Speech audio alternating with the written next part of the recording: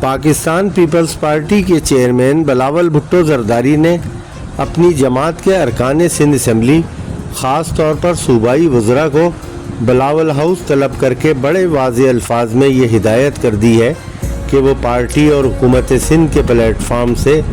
Team work کے جذبے کے ساتھ پوری دیانتداری سے کام کریں۔ پارٹی نے سید مراد علی شاہ کو ٹیم کپتان بنایا ہے۔ تمام ارکان بشمول صوبائی وزراء کی یہ ذمہ داری ہے کہ وہ وزیر اعلیٰ کے شانہ بشانہ رہ کر پارٹی کی عوامی خدمت کے ایجنڈے کو آگے بڑھائیں تاکہ پیپلز پارٹی عوامی توقعات پر پورا اتر سکے۔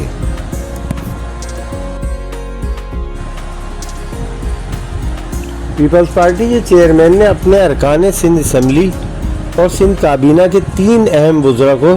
سندھ اسمبلی کے جمعے سے شروع ہونے والے اجلاس سے ایک دن پہلے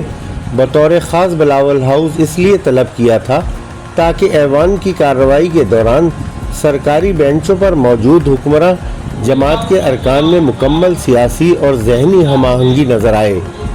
ایک روز قبل بھی بلاول بھٹو زرداری نے چیف منسٹر ہاؤس کراچی جا کر پی پی سندھ پارلیمانی پارٹی کے ایک بہت ہی اہم اور غیر معمولی اجلاس کی صدارت کی تھی، جہاں انہوں نے بڑا دھواں دھار خطاب کیا۔ اس خطاب کے دوران وہ نہ صرف اپنے ارکان کی سستی اور کاہلی پر کافی خفا نظر آئے بلکہ انہوں نے پارٹی کی اندرونی صفوں میں انتشار پھیلانے والوں کو بھی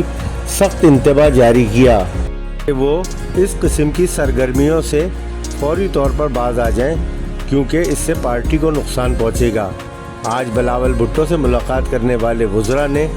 اپنی متعلقہ وزارتوں کی کارکردگی بیان کرنے کے ساتھ ساتھ بعض اہم پارٹی امور پر وضاحتیں بھی پیش کیں تاکہ ان کی پوزیشن کلیئر ہو سکے۔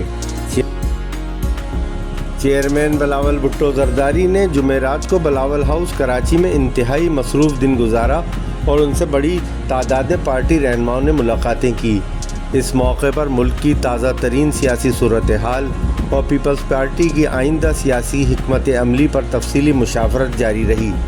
بلاول بھٹو زرداری سے ملاقات کرنے والوں میں پی پی سندھ کے نائب صدر سرفراز راجڑ، پی پی بلوچستان کے صدر چنگیز خان جمالی، رکن قومی اسمبلی علاؤالدین جونیجو، سندھ کے وزیر بلدیات سعید غنی، وزیر تعلیم سردار شاہ، وزیر اطلاعات شرجیل انعام میمن، رکن پنجاب اسمبلی رئیس نبیل، رکن سندھ اسمبلی علی حسن ہنگورجو